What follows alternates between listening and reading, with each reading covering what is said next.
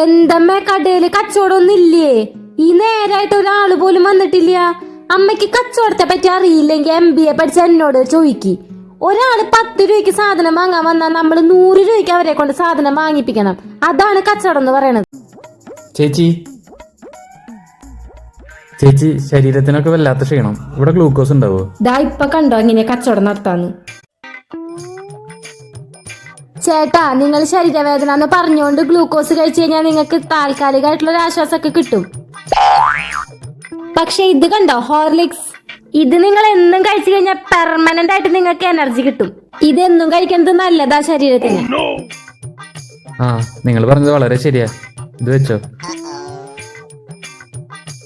ചേട്ടാ, ഹോർലിക്സ് വേണ്ടേ? ഏയ്, അത് വേണ്ട. എന്റെ വീട്ടിൽ 3 ഡപ്പ ഇരിക്കുന്നുണ്ട്.